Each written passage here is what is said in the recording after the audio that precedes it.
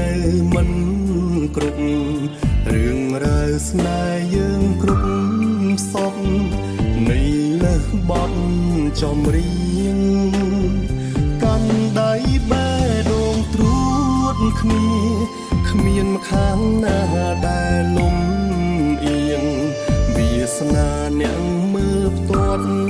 ទៀងស្នេហាយើងពីរនាក់